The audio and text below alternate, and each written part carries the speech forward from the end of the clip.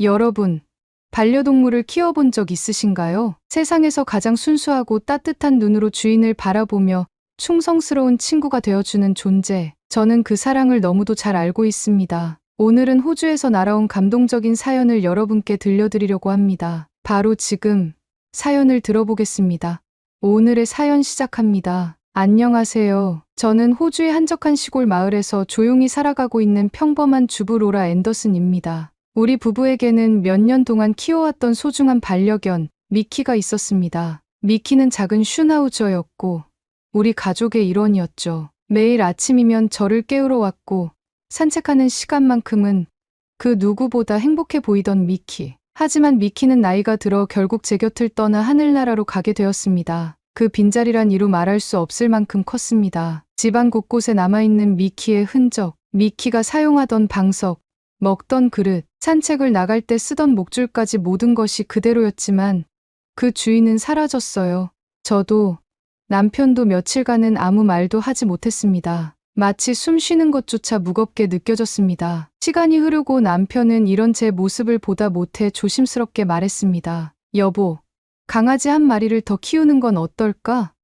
싫어. 제 대답은 단호했습니다. 미키를 잃고 느낀 그 상실감과 고통은 다시 겪고 싶지 않았어요. 다른 강아지를 키운다 한들 언젠가 그 친구도 떠날 텐데 저는 그 미래의 이별이 두려웠습니다. 그렇게 몇 달이 흘렀습니다. 여느 때처럼 평범한 하루였습니다. 남편과 함께 마트에 장을 보고 나와 차를 향해 걷던 중 어디선가 작은 소리가 들려왔습니다. 처음에는 귀를 의심했어요. 이 조용한 시골 마을에서 들리는 작은 울음소리, 강아지 울음소리 같은데 남편과 저는 귀를 기울였습니다. 분명히 들리는 어린 동물의 애처로운 울음소리. 남편이 주위를 둘러보며 소리가 나는 방향을 찾았고 우리는 큰 도로 근처 쓰레기통으로 다가갔습니다. 가까이 가서 쓰레기통 내부를 살펴보니 신문지 더미에 덮여져 있는 무언가가 꿈틀거리고 있었습니다. 남편이 조심스레 쓰레기통에서 꺼내 신문지를 걷어냈을 때 그 속엔 태어난 지 얼마 되지 않은 작은 강아지가 있었습니다. 아직 눈도 제대로 뜨지 못한 강아지가 차가운 공기에 떨며 울고 있었어요. 그 순간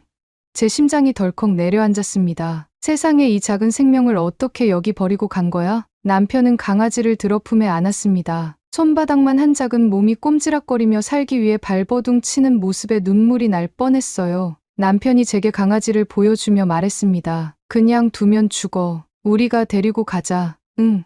하지만 저는 고민에 빠졌습니다. 또 한 번 이 작은 생명을 키우고 나면 언젠가 헤어져야 할 텐데 그 상실감을 견딜 자신이 없었어요. 하지만 강아지의 목소리는 마치 절규처럼 들렸고 제 마음이 흔들리기 시작했습니다. 결국 저는 남편의 말에 고개를 끄덕이고 말았습니다. 그래, 데려가자. 저는 남편에게 강아지를 받아 감싼 뒤 차를 탔습니다. 남편은 운전석에 타지 않고 다시 마트로 향했습니다. 시간이 흐른 뒤 마트에 들어갔던 남편은 강아지에게 줄 우유와 사료를 사왔습니다. 저희는 출발했고 차 안에서 저는 작은 강아지를 품에 안고 체온을 덮여주었어요. 작은 생명이 제 품 안에서 서서히 잠들기 시작했는데 그 모습이 너무도 안쓰러웠습니다. 마트에 CCTV 있잖아. 강아지를 여기 버린 사람을 꼭 찾아달라고 요청했어. 이런 짓을 한 사람은 반드시 처벌을 받아야 해. 남편의 목소리엔 분노가 가득했어요. 정말 그렇습니다. 이 차가운 날씨에 어린 강아지를 버린 건 용서받을 수 없는 일입니다. 그렇게 우리는 작은 강아지와 함께 집으로 돌아왔습니다. 집에 도착하자마자 남편은 예전에 미키가 사용하던 방석을 다시 꺼내어 새 가족을 위해 준비했습니다. 작은 몸을 방석 위에 내려놓자마자 강아지는 깊은 잠에 빠졌습니다. 오랜 시간 추위에 떨었던 탓에 안심이 되었는지 평화로워 보였어요. 남편이 강아지를 위한 음식을 준비하며 말했습니다. 내일 동물병원에 데리고 가보자. 건강부터 체크해야지. 그날 밤 저는 잠들지 못했습니다. 방석 위에서 잠든 작은 강아지를 보며 여러 가지 생각이 머릿속을 스쳤습니다. 이 아이를 데려온 건 잘한 일일까? 언젠가는 또 우리 곁을 떠날 게 분명한데 그 슬픔을 다시 겪고 싶진 않아. 미키를 떠나보냈을 때의 그 감정이 다시 찾아올까 두려웠습니다. 하지만 오늘 이 작은 생명을 외면했다면 저는 평생 후회했을지도 모릅니다. 이렇게 우리 부부의 삶에는 뜻밖의 새 생명이 찾아왔습니다. 다음 날 아침, 남편과 저는 아침 일찍 새로 데려온 강아지를 데리고 도시로 향했습니다. 우리가 사는 시골 마을에는 동물병원이 없었기에 1시간이나 차를 타고 인근 도시까지 나가야 했어요. 운전하는 남편 옆에서 저는 조심스럽게 강아지를 품에 안고 있었죠. 아직도 작고 여린 몸이 제 품 안에서 느껴졌습니다. 강아지는 눈을 감은 채 조용히 숨을 쉬고 있었지만 이따금 작은 소리로 낑낑대며 몸을 움찔거렸어요. 그 소리가 어찌나 안쓰럽던지 문득 이런 생각이 들었습니다. 이 작은 아이가 어젯밤 추위에 얼마나 떨었을까? 아프지만 않았으면 좋겠다. 얼마나 무서웠을까? 제발 조금만 버텨줘. 제 마음 한구석에선 아직 미키의 빈자리가 느껴졌지만 눈앞에 강아지를 보며 한 가지는 확실했어요. 이 아이를 끝까지 지켜주겠다는 마음이 점차 자리를 잡기 시작했습니다. 도시에 도착해 동물병원 문을 열고 들어가자 따뜻한 공기가 얼굴을 스쳤습니다. 병원 안은 이미 많은 동물과 그 주인들로 북적이고 있었어요. 큰 대형견부터 작고 귀여운 고양이까지 하지만 제 품 안에 안겨있는 강아지는 다른 동물들과 다르게 유난히 작고 조용했습니다. 접수해 드릴게요. 강아지 이름이 어떻게 되나요? 접수대 직원이 물었을 때 저는 잠시 멈칫했어요. 아직 이름을 지어주지 않았거든요. 이름은 아직 없어요. 어제 데려온 아이라서요. 직원은 놀란 눈으로 작은 강아지를 바라보더니 접수를 마무리했습니다. 진료 순서가 되어 수의사 선생님이 우리를 불렀고 저는 조심스럽게 강아지를 진료대 위에 올려놓았습니다. 수의사는 꼼꼼하게 강아지를 살폈어요. 체온을 재고 심장 박동을 확인하고 턱을 쓰다듬으며 말을 이어갔습니다. 다행히 건강 상태는 괜찮습니다. 약간 저체온증이 있었을 테지만 지금은 정상 범위네요. 저와 남편은 안도하며 한숨을 내쉬었습니다. 수의사는 예방접종을 해주었고 복용해야 할 약을 처방해주며 어린 강아지를 저에게 안겨주었어요. 하지만 수의사는 강아지를 다시 한번 바라보며 고개를 갸웃거렸어요. 이 강아지 품종이 조금 애매하네요. 애매하다니요? 남편이 궁금하다는 듯 되물었고 수의사는 말했습니다. 호주에서 흔히 보는 종은 아닌 것 같아요. 외형이 독특한데 털이 짧고 귀가 축 늘어져 있네요. 아직 너무 어려서 성장해야 정확히 알 수 있을 것 같습니다. 종을 알기엔 이른 시기예요. 그 말을 듣자 저는 잠시 생각에 잠겼습니다. 분명 외모만 봐도 호주에서 자주 보던 개들과는 조금 다르게 생겼었거든요. 남편과 저는 수의사의 말을 들으며 어색하게 웃었죠. 그럼 이름이라도 지어줄까? 남편이 제게 물었고 저는 작은 강아지의 모습과 그날의 신비로움을 떠올리며 말했습니다. 미스테리하니까 테리라고 부르자. 테리. 미스테리에서 따온 의문의 생명. 잘 어울리네. 남편은 제 순간적인 발상에 소리내어 웃었고 수의사도 미소를 지으며 말했습니다. 좋은 이름이네요, 테리.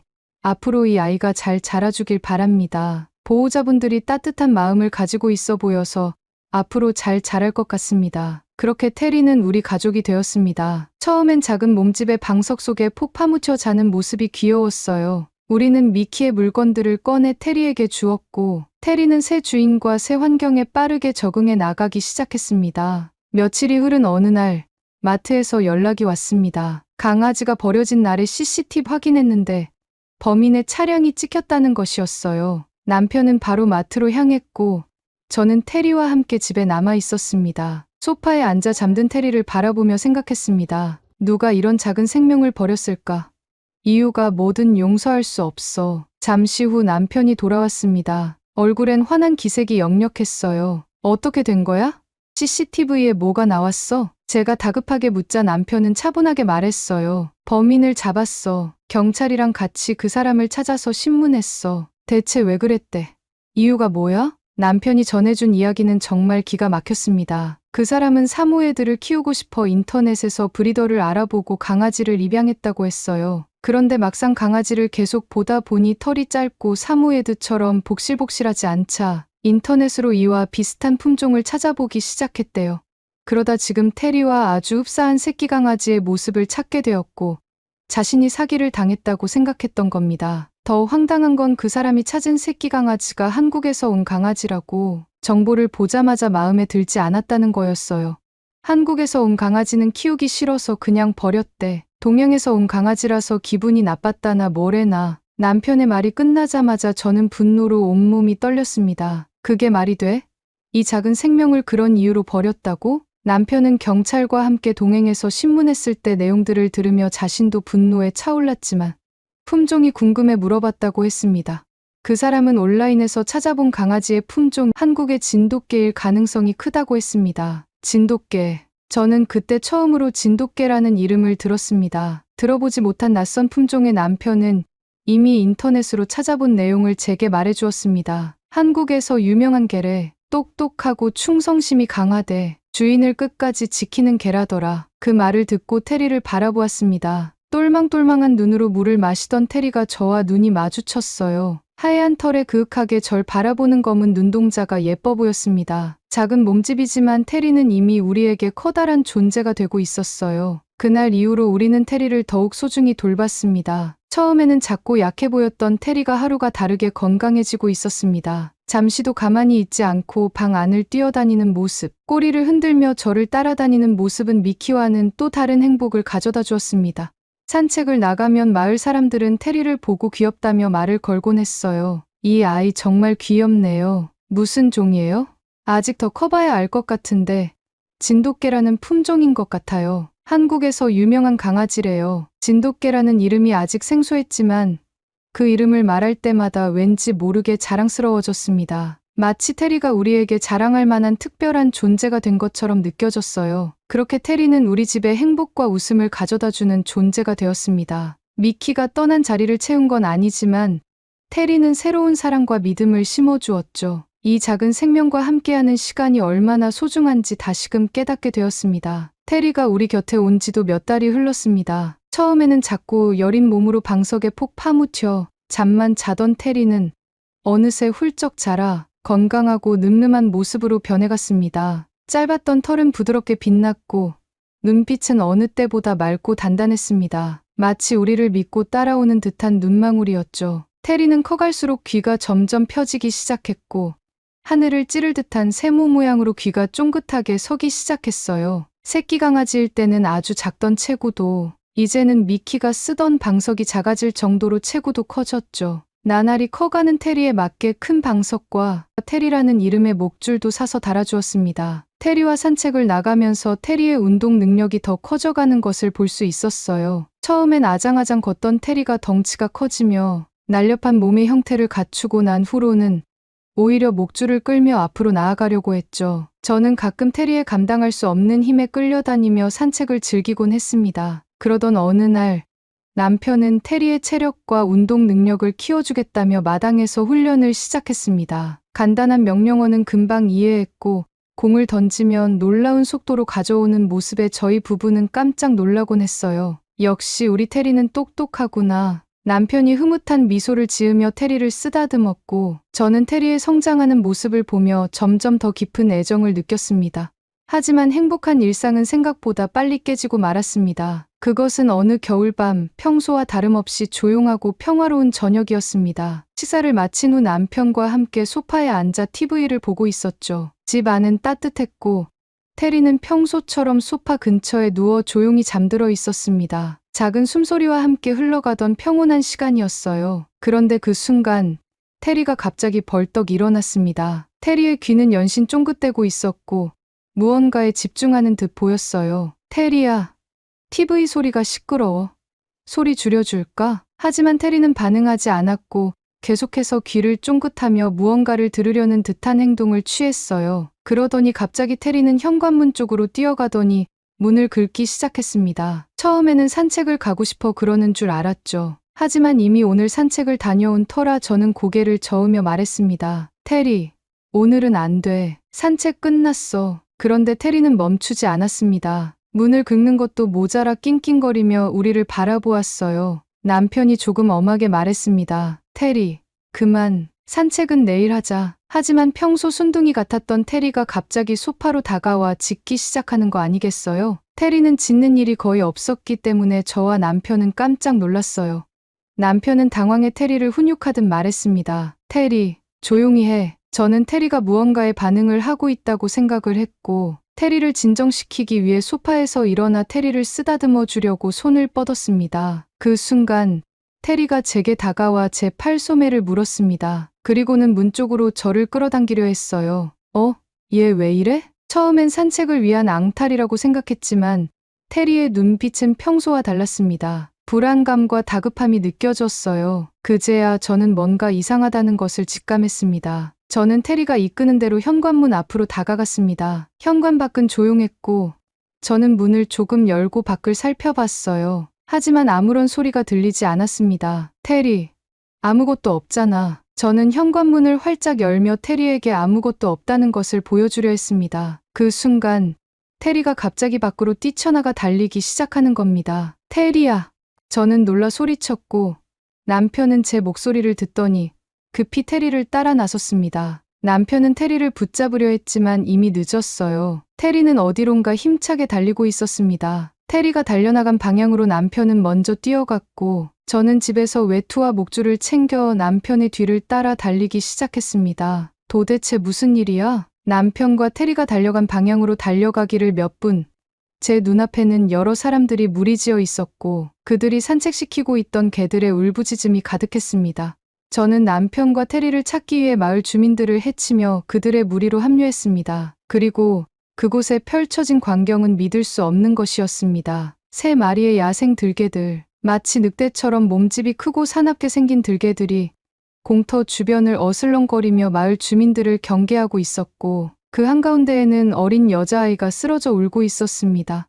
아이의 외투는 이미 들개들의 이빨에 물어뜯겨 너덜너덜했고 주변의 사람들은 겁에 질려 그저 멀리서 지켜보고만 있었어요. 그들이 데려온 대형견들은 들개들을 향해 짖고 있었고 긴박한 상황이 대치되고 있었습니다. 저는 놀란 마음을 움켜쥐고 테리와 남편부터 찾았어요. 그리고 마을 사람들 앞쪽에 테리를 끌어안고 달래고 있는 남편을 만날 수 있었죠. 테리는 연신 들개들을 향해 지저대고 있었고 남편은 그런 테리를 진정하게 하려고 테리를 붙잡고 달래고 있었습니다. 그때였습니다. 들개들 중 한 마리가 테리를 향해 으르렁대며 앞으로 나섰고 나머지 2마리는 주위를 맴돌며 상황을 주시했습니다.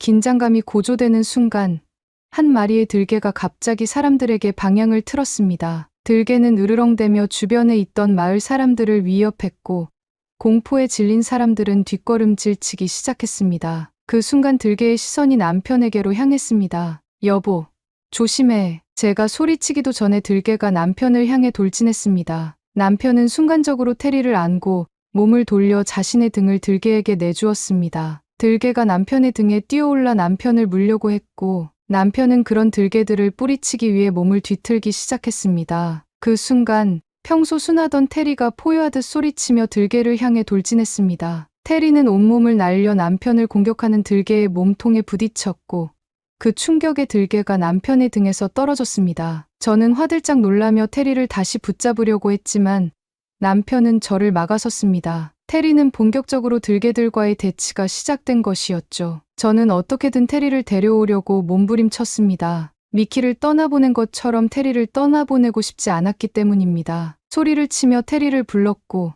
남편은 뛰쳐나가려는 저를 계속 막으며 그러다 로라 당신이 다쳐. 차라리 내가 데리고 올게. 진정해. 라고 말하며 저를 말렸습니다.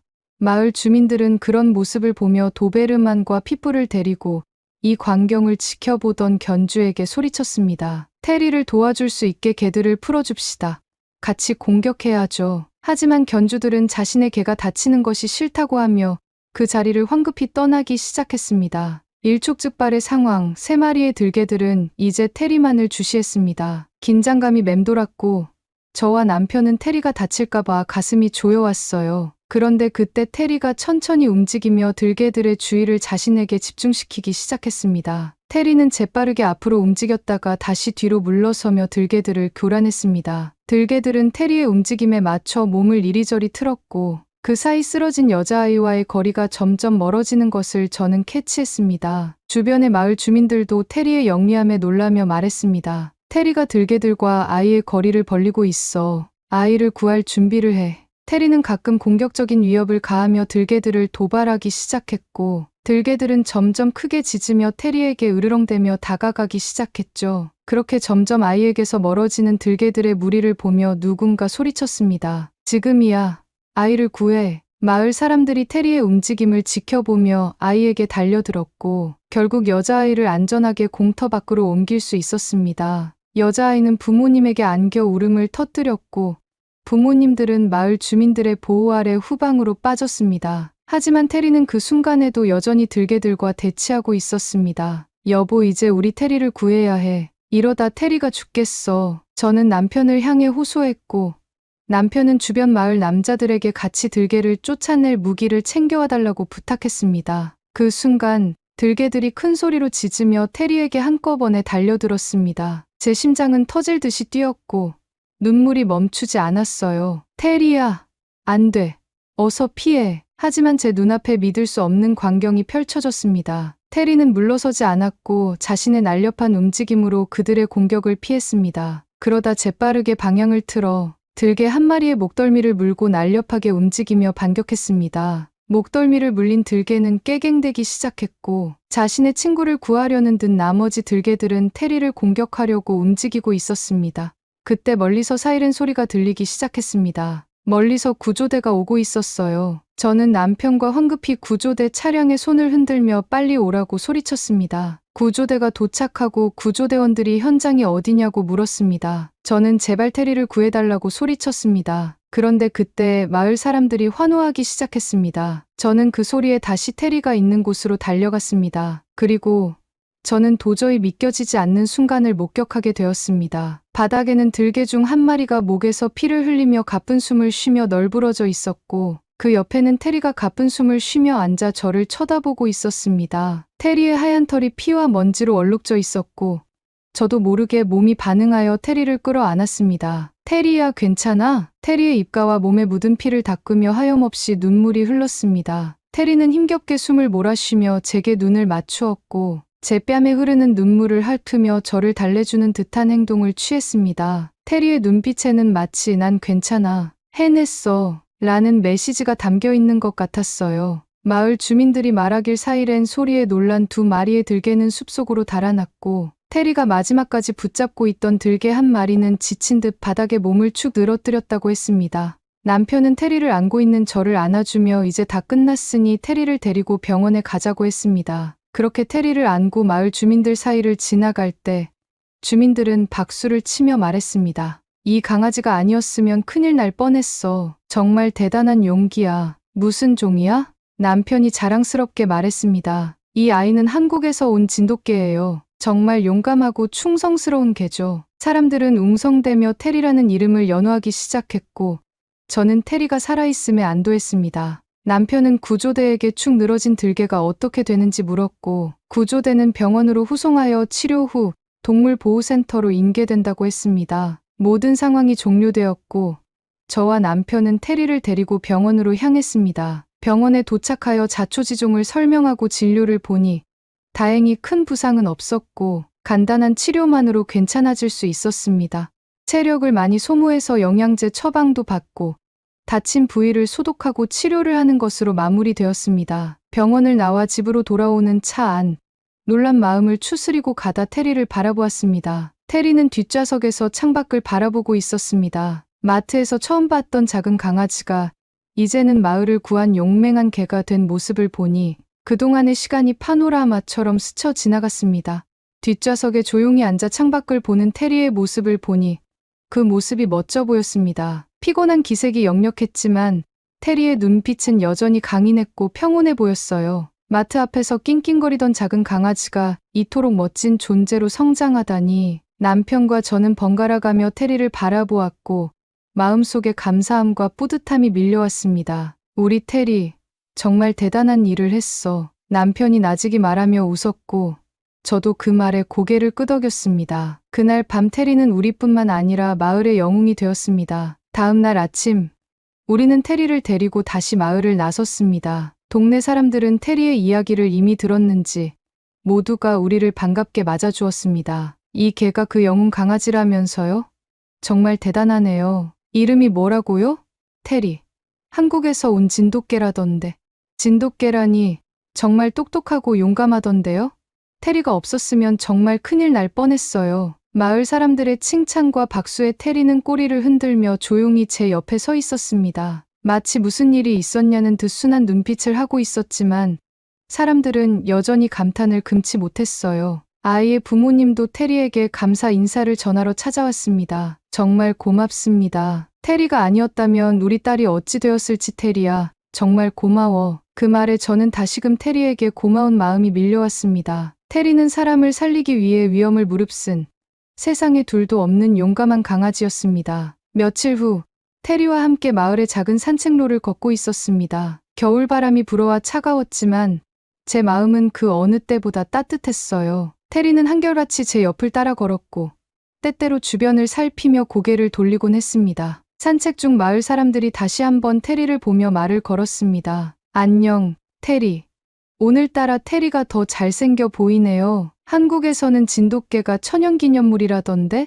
정말 귀한 개네요. 그 말을 들으니 테리가 더욱 특별하게 느껴졌습니다. 시간이 흘러도 테리와 함께하는 일상은 늘 행복했습니다. 집 마당에서 남편과 함께 공을 던지며 놀 때면 테리는 환하게 웃는 얼굴로 열심히 뛰어다녔고 때로는 조용히 제 곁에 앉아 평온한 시간을 보내곤 했습니다. 한 번은 제가 몸이 좋지 않아 하루 종일 누워 있었을 때 테리가 제 옆에 가만히 앉아 저를 지켜보았습니다. 테리는 마치 제가 괜찮아질 때까지 곁을 지켜주겠다는 듯 말없이 그 자리에 있었습니다. 테리야, 너는 정말 우리 가족의 일부구나. 그날 저는 미키를 떠올리며 잠시 눈물을 흘렸지만 테리가 제 손을 핥으며 마치 괜찮아요. 제가 있잖아요. 라고 말하는 것 같았습니다. 남편도 테리에게 큰 애정을 쏟았습니다. 마당에서 훈련하는 모습을 마을 사람들이 볼 때마다 자랑스럽게 테리가 그때 들개들에게 공격받는 저를 구해주었어요.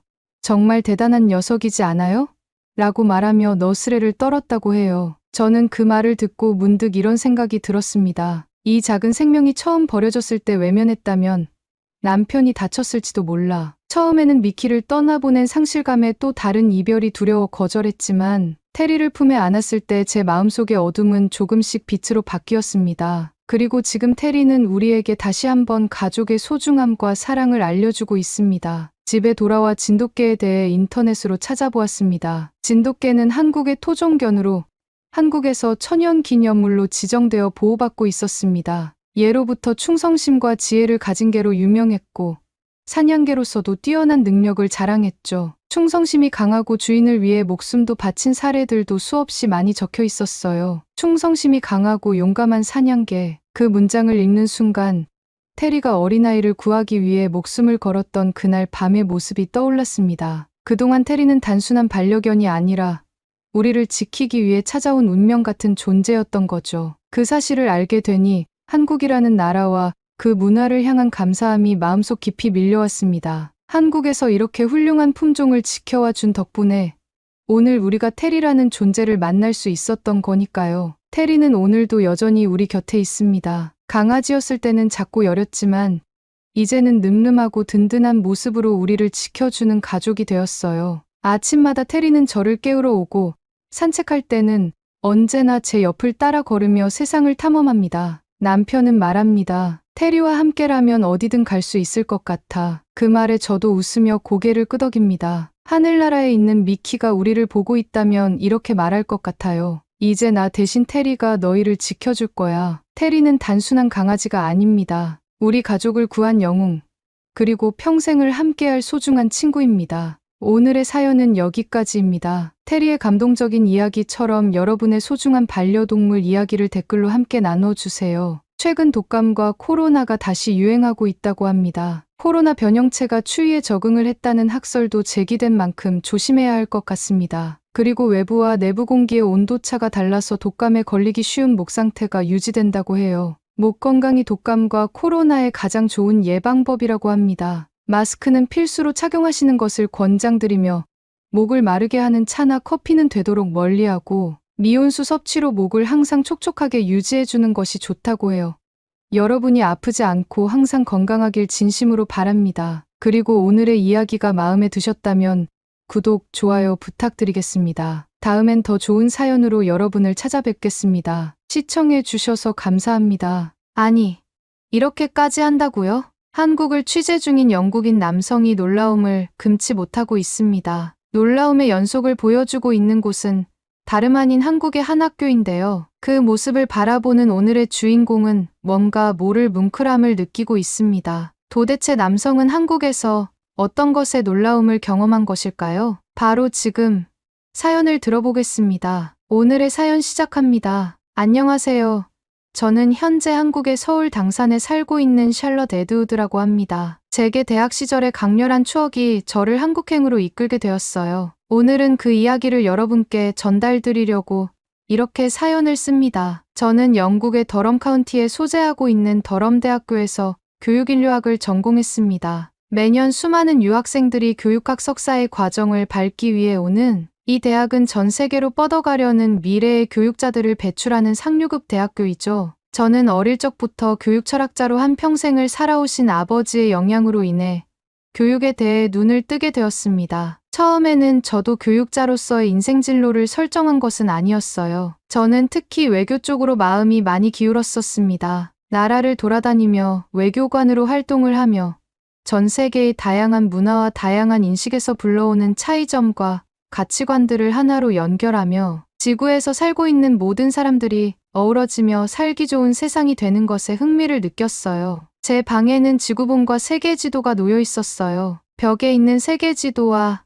아주 작은 나라까지 표시가 되어 있는 지구본을 돌려보며 다양한 나라들의 위치와 토지의 생김새, 그들의 문화를 찾아보는 것이 항상 새로운 지식을 얻게 하는 즐거움이 되었죠. 그렇게 꿈을 키워가던 도중 아버지께서 각 나라의 교육 철학을 다루며 해외로 강의 출장을 나가시는 모습들을 보며 문득 생각이 들었어요. 교육이라는 주제로 해외를 다니면 어떠한 장점이 있을까 하고요. 그러던 어느 날 아버지께서 출장을 마치고 집으로 돌아오신 뒤 제가 한번 물어본 적이 있습니다. 그때 아버진 이렇게 대답하셨죠. 교육은 각 나라의 문화와 역사에서 오는 것들을 학생들이 어떻게 접근시키고 편하게 이해하게 하는지에 대한 학문이란다. 세계의 교육 시스템은 각 문화적 특성을 띠고 있지. 하지만 공통되는 하나는 바로 배움이라는 거야. 인간의 지식은 과거로부터 현재까지 오면서 많이 발전했단다. 언어, 문화, 과학 등 다양한 분야에서 발전을 보이고 있지.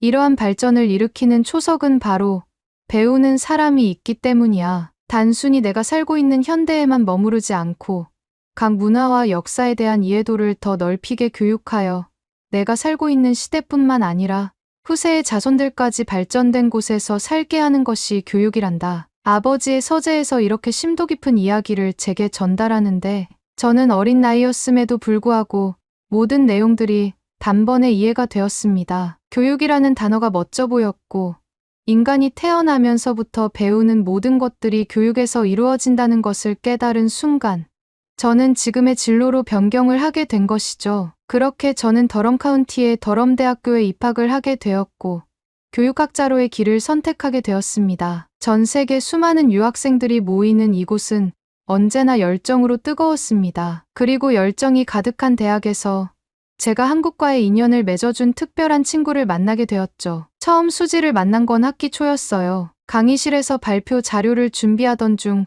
제가 무심코 흘린 책을 그녀가 주워주면서 말이죠. 이거 내 책 맞지? 부드럽게 웃으며 건네던 그녀의 모습은 첫인상부터 따뜻했어요. 뭔가 고귀한 성품을 가진 동양인의 모습을 보였던 수지는 저와 비슷한 결을 가지고 있다는 생각이 들었습니다. 우리는 짧은 대화를 나누었고 이후 여러 과제를 함께하며 자연스럽게 친구가 되었습니다. 그녀는 늘 조용하지만 자기 의견을 분명히 말할 줄 아는 사람이었고 그런 점이 저를 끌어당겼습니다. 그러던 어느 날 강의를 마치고 강의실을 벗어나며 점심 식사에 대한 이야기를 수지화할 때였어요. 저는 평소처럼 근처 카페에서 간단히 브런치를 사 먹을 생각이었죠. 그러나 수지는 손에 들고 있던 가방을 제게 들어보이며 자신은 라운지에서 식사를 할 거라고 하더군요. 저는 그게 뭐냐고 물어보았고 수지는 도시락이라고 했습니다. 저는 수지에게 같이 점심을 먹자고 제안하며 제가 먹을 음식을 근처에서 테이크아웃해 오겠다고 했어요. 수지는 알겠다고 말하며 라운지에서 기다리겠다고 했죠. 저는 밖으로 나가 제가 평소에 자주 먹던 샌드위치 가게에 가서 샌드위치와 음료를 구매하고 라운지로 달려갔어요. 그런데 수지는 라운지에 테이블을 잡아둔 상태에서 테이블 위에 도시락 가방을 개봉도 안 한 채 저를 기다리고 있었죠. 저는 왜 먼저 먹고 있지 않았어? 라고 물었고 수지는 너랑 같이 점심을 먹기로 했는데 내가 올 때까지 기다려야지 라고 했습니다. 저는 수지의 배려심에 놀랐고 그녀가 매력적으로 보였어요. 저는 얼른 먹자고 말하며 수지 옆에 앉았습니다. 수지는 가방에서 단정하게 포장된 도시락을 꺼내더니 뚜껑을 열었습니다. 그런데 저는 도시락을 본 순간 놀라움을 금치 못했어요. 눈앞에 펼쳐진 음식들은 마치 예술작품 같았거든요. 김이 모락모락 나는 밥과 곱게 볶아진 제육볶음. 그리고 한국인이라면 대표적으로 먹는 반찬인 빨간 김치에 초록빛으로 버무린 나물들이 깔끔하게 정돈되어 있었습니다. 밥 위에는 김이라고 하는 검은 가루로 된 재료로 수지의 이니셜인 S 마크가 표시되어 있었죠. 너 이걸 직접 만든 거야? 너 요리 엄청 잘한다.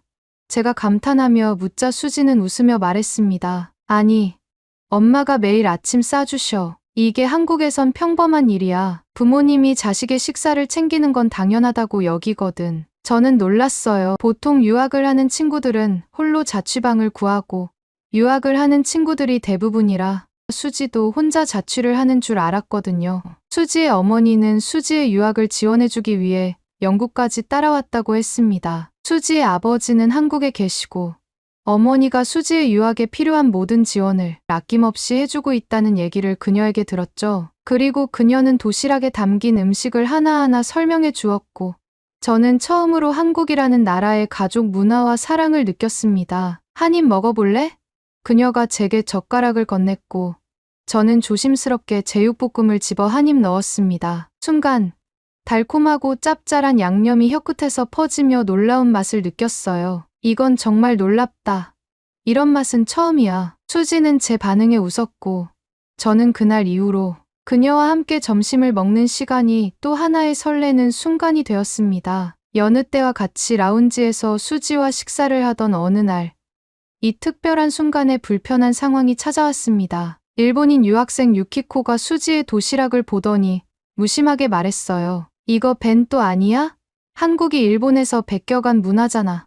그녀의 말투는 분명히 비아냥거림이 섞여 있었고 수지는 이 뜬금없는 상황에 당황하여 얼굴이 붉어졌습니다. 저는 그 상황을 그냥 지나칠 수 없었어요. 문화는 서로 영향을 주고받으며 발전하는 거라고 생각해. 제가 차분히 말했어요. 중요한 건 각 문화를 존중하고 배우려는 자세를 가지는 거지. 비아냥거리는 건 누구에게도 도움이 안 돼. 유키코는 조금 당황한 듯 어색하게 웃으며 아니, 일본의 벤또가 일본을 대표하는 도시락 문화라서 말한 거야. 한국도 그걸 알고 있을 거니 말한 것 뿐인데? 라고 말했고 저는 참을 수 없어 유키코에게 말했어요. 인간이 살고 있는 모든 나라에서는 자신들만의 도시락 문화가 있는 거야. 음식을 싸서 다닌다는 것이 일본만이 가지고 있는 문화가 아니라는 거지. 우리가 너희들처럼 초밥을 싸고 주먹밥을 싸고 다니진 않잖아.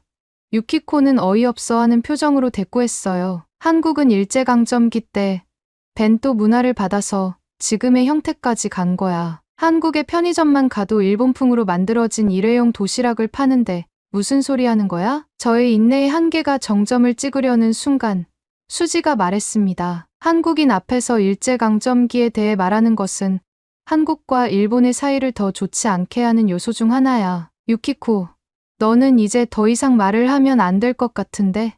이제 내가 화가 나기 시작하거든? 수지의 표정은 여느 때 보지 못했던 분노로 뒤덮여 있었고 그녀의 분위기는 오싹해졌습니다. 유키코는 분위기에 압도되어 당황한 목소리로 그래. 미안해. 사과할게라고 말하며 그 자리를 떠났고 저는 일순간 무거워진 공기에서 꼼짝할 수 없었습니다. 수지는 저를 향해 고개를 돌렸고 진지한 표정을 풀고 웃으며 제게 속삭였습니다. 고마워, 샬롯. 내가 아니었으면 아무 말도 못했을 거야. 그렇게 분위기는 풀렸고 저희는 같이 점심을 아주 맛있게 먹었습니다. 그날 이후로 저는 수지와 더 가까워졌습니다. 그녀는 대학 생활 동안 제게 한국의 문화와 관습을 많이 알려주었고 저는 그 모든 것이 신선하고 매력적이라고 느꼈습니다. 그녀의 도시락은 단순한 음식 이상의 의미를 지니게 되었고 우리는 점점 더 깊은 우정을 나누게 되었습니다. 졸업을 하고 난 후 저는 진로에 대한 고민이 깊어졌습니다. 애초에 저는 단순히 영국의 학교들을 돌아다니며 교사로서의 삶을 생각했습니다. 하지만 저를 힘들게 했던 것은 아버지가 교육 철학자로서 항상 말씀하시던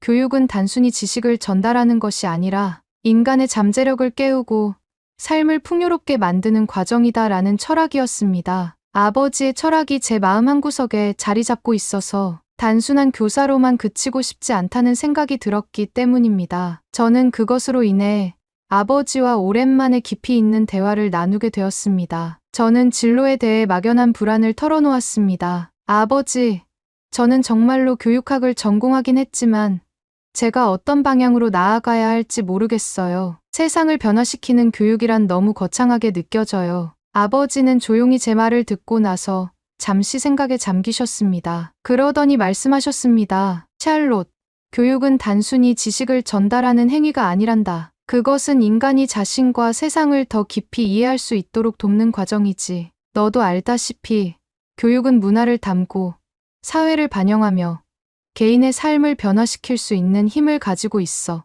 요즘 한국이 그러한 교육을 하고 있다는 생각이 들더구나. 한국이요? 저는 놀라서 되물었습니다. 아버지는 고개를 끄덕이며 계속 말씀하셨습니다. 그래. 요즘 한국이 핫하잖니? 그래서 아빠는 최근에 한국 교육에 대한 보고서를 몇 개 읽어보았단다. 그들은 단순히 성적을 올리는 데 집중하는 것이 아니라 학생들이 자신의 목표를 명확히 설정하고 이를 위해 몰입할 수 있도록 돕는 체계적인 시스템을 가지고 있더구나. 부모들의 헌신, 체계적인 지원, 그리고 학생들의 열정적인 태도가 결합되어 있어. 그것이 지금 한국을 핫하게 만든 원인일지도 모른다는 생각이 들더구나. 내가 직접 한국에 가서 그 현장을 보고 배우는 게 어떻겠니?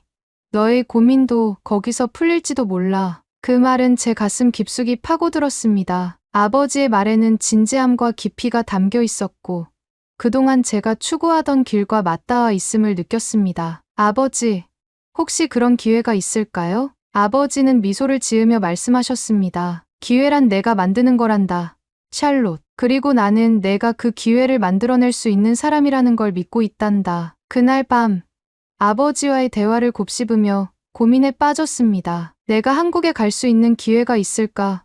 라는 생각이 자꾸 들었죠. 한국이라는 나라는 제게 낯선 동양의 나라였고 한국의 케이팝이 유명한 정도까지만 알고 있던 터라 그 밖에 큰 관심이 없다는 생각이 들었습니다. 그러던 그 순간 문득 대학 시절 함께한 수지가 딱 떠올랐습니다. 대학 시절을 함께하며 나눴던 대화와 추억이 어렴풋이 머리를 스쳤죠. 그래서 저는 용기를 내어 그녀에게 연락을 했습니다. 수지야, 정말 오랜만이다. 잘 지내?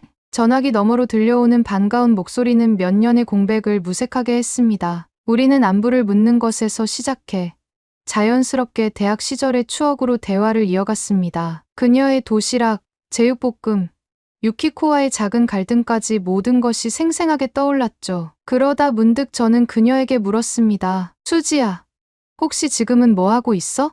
수지는 한국에서 시간제 교사로 일하며 생활하고 있다고 했습니다. 그리고 웃으며 물었죠. 샬롯, 혹시 너 한국에서 일해볼 생각 있어? 요즘 우리 학교에서 원어민 강사를 찾고 있는데 유학을 갔다 온 내게 주변 동료 선생님들이 많이 물어보더라고. 일에 치여 살다 보니 딱히 누가 떠오르진 않았는데 너라면 정말 잘할 것 같다는 생각이 딱 들었어. 저는 수지의 제안과 아버지와 나눈 대화에서 이건 기회라는 생각이 들었습니다. 수지와 나눴던 대학 생활의 기억과 함께 한국에 대한 호기심이 가득해지던 저는 마침내 한국행을 결심했습니다. 한국 학교에서의 첫날, 저는 새로운 환경에 대한 긴장감으로 가득 차 있었습니다. 선생님들과 인사를 나누고 교장 선생님과 인사를 나눈 후 저는 첫 수업을 준비했습니다. 교실에 들어서자마자 학생들이 자리에서 일어나 정중히 인사를 건네는 모습에 깜짝 놀랐습니다. 안녕하세요. 그들의 또렷한 발음과 예의 바른 태도는 제가 상상했던 것 이상이었어요. 수업을 진행하며 저는 또 한 번 놀랐습니다. 학생들은 높은 수준의 영어 단어를 정확히 구사하며 질문과 답변을 이어갔습니다. 그들의 배우려는 열정과 태도는 정말 인상적이었죠. 한 학생은 영어 단어의 뉘앙스 차이에 대해 질문하며 저를 생각에 잠기게 할 정도였습니다. 그들의 호기심과 노력은 제가 가르치는 입장에서 많은 것을 배우게 했습니다. 그러나 제가 가장 놀랐던 것은 바로 학교 급식 시스템이었습니다. 한국의 급식은 정말 놀라웠습니다. 신선한 재료로 만들어진 음식들은 마치 수지가 싸오던 도시락의 확장판인 것 같았고 모든 식단이 균형 잡혀 있었습니다. 따뜻한 국물 요리를 시작으로 제철 채소로 만든 반찬, 그리고 고기 요리까지 완벽하게 조화를 이루고 있었어요. 학생들은 즐겁게 식사를 하며 서로 이야기를 나눴고 그들의 만족스러운 표정에서 이 급식이 단순한 식사가 아니라 그들의 하루를 지탱하는 중요한 에너지 원천임을 느낄 수 있었습니다. 그리고 선생님들도 함께 모여 급식을 먹으며 친분을 두텁게 쌓으며 식사를 즐기고 있었고 외국에서 온 저에게도 입맛에 맞는 음식들로 급식이 제공되었습니다. 반찬은 매일 바뀌었고 국물 요리와 따뜻한 밥이 항상 준비되는 모습에 놀라웠죠. 수지는 여기 급식은 영양사와 조리사들이 함께 준비해 학생들의 건강을 최우선으로 생각하거든. 한국의 가정에서 먹는 음식들로 구성해서 마치 집에서 먹는 식사라는 생각이 들 정도라니까 라고 설명해 주었습니다. 저는 한국 급식이 단순히 배를 채우는 것을 넘어 학생들의 학업 성취도와 집중력에까지 긍정적인 영향을 미친다고 느꼈습니다. 한국에서의 생활이 익숙해지던 어느 날, 아버지와 오랜만에 통화를 하며 한국 생활에 대해 이야기하게 되었습니다. 아버지,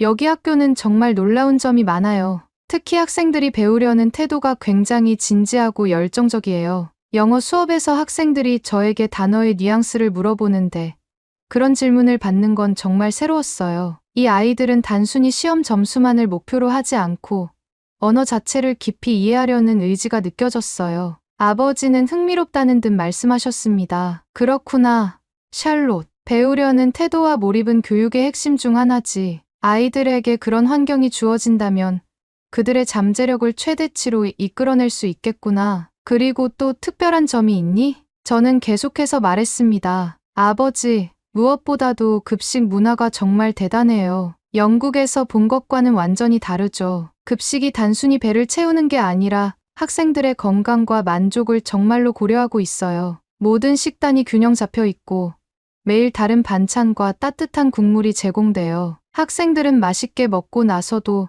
에너지 넘치는 모습으로 수업에 임하더라고요. 아버지는 제 말을 듣고 잠시 생각하시더니 말씀하셨습니다. 음식이란 단순히 생존을 위한 것이 아니지. 좋은 음식은 사람의 감정을 풍요롭게 하고 건강을 넘어 생산성과 창의력에도 영향을 줄 수 있어. 그곳에서 그런 시스템이 자리 잡고 있다니 정말 놀랍구나. 샬롯, 혹시 급식 모습들을 사진으로 보내줄 수 있겠니? 한국에서 내가 어떻게 먹고 지내는지 궁금하구나. 저는 흔쾌히 동의하며 다음날 바로 찍어 보내드린다고 했어요. 저는 아버지께 보낼 한국의 급식을 사진뿐만 아니라 동영상까지 찍어 아버지께 보내드렸습니다. 영양사 선생님께 부탁해서 조리실에서 어떻게 음식이 만들어지는지도 촬영하여 아버지께 보내드렸죠. 아버지는 그 자료를 보고 깊은 인상을 받으셨고 이것이야말로 교육이 학생들의 전인적 성장을 지원할 수 있는 좋은 사례구나 라며 감탄하셨습니다. 며칠 후 학교는 예기치 못한 소식으로 분주해졌습니다. 학생들 사이에서는 흥분된 속삭임이 오갔고 교직원들도 바쁘게 움직이며 무언가를 준비하고 있었습니다. 알고 보니 영국의 공영방송사인 BBC 취재팀이 한국 급식 문화를 촬영하기 위해 학교를 방문한다고 했습니다. 이런 일이 한국에서는 흔치 않은 일이기에 모두가 놀란 분위기였습니다. 취재팀이 도착하던 날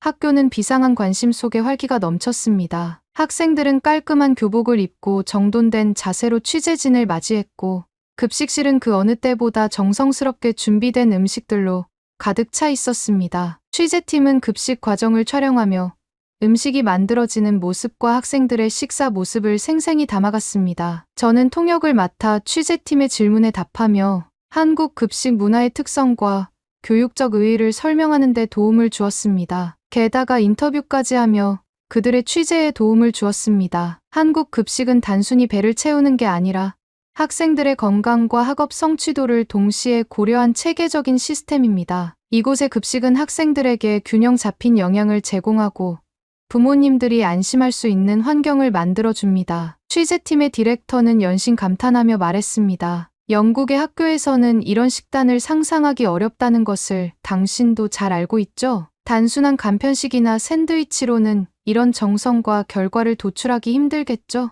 같은 영국인으로서 공감하는 내용을 서로 공유하며 그들의 취재를 도왔습니다. 그들의 반응은 제가 몸담고 있는 한국의 교육 문화를 더욱 자랑스럽게 느끼게 했습니다. 촬영을 마친 뒤 교장 선생님은 학생들과 교직원을 모아 감사 인사를 전했습니다. 이런 국제적인 취재가 우리 학교에서 이루어진 것은 정말로 뜻깊은 일입니다. 모두의 노력 덕분에 한국 교육의 한 면을 잘 보여줄 수 있었습니다. 취재팀도 통역을 통해 한국의 선진 교육 문화가 고스란히 담길 수 있었던 좋은 환경에서 취재를 허락해 주셔서 감사합니다. 많은 도움이 되었습니다. 진심으로 감사합니다. 라고 전했습니다. 그 순간 저도 이 학교의 일부가 된 것이 뿌듯하게 느껴졌습니다. 그 후 한국에서의 학교 생활을 하던 도중 아버지에게 문자가 왔습니다. 샬롯, 오랜만에 영국인들을 보니 어땠니? 얘기를 들어보니 내가 한국 생활에 적응을 다 한 것 같다고 하더구나. 아빠는 안심이 된다. 오늘도 힘내렴. 알고 보니 아버지의 지인이 BBC와 연이 있었고 한국 급식 문화에 대한 이야기를 전했다고 했습니다. BBC 팀은 한국 급식을 보고 깊은 인상을 받았다고 말했고 이를 통해 교육의 새로운 가능성을 탐구하기 시작하는 방송을 만들 수 있다는 말을 했다고 했습니다. 아버지는 좋은 음식은 아이들에게 긍정적인 에너지를 주고 이는 학업 성취로 이어질 수 있어 라고 말씀하셨습니다. 그의 통찰력에 저는 다시 한번 감탄했습니다. 학기가 끝나갈 무렵 수지는 저를 그녀의 집으로 초대했습니다. 자신이 부탁한 원어민 교사를 잘해주어서 고맙고 자신도 의지할 친구가 같은 학교에서 교사를 하고 있다는 점에 감사하며 저를 초대한 것이죠. 수지의 초대로 수지의 집 안으로 들어서자 따뜻한 분위기와 정겨운 한식 음식 냄새가 저를 반겼습니다. 수지의 부모님께 정중히 인사를 드리고 식탁에 앉았을 때 저는 깜짝 놀라운 상황을 발견하게 되었습니다. 대학 시절 그녀가 싸온 도시락에서 맛보았던 제육볶음이 눈앞에 놓여 있었기 때문이었죠. 붉게 윤이 나는 양념과 잘 익은 고기의 모습이 순간적으로 과거로 저를 데려갔습니다. 샬롯, 이거 기억나? 수지가 웃으며 물었고 저는 미소로 답하며 말했습니다. 내가 처음 한식을 맛보았던 추억의 음식이잖아.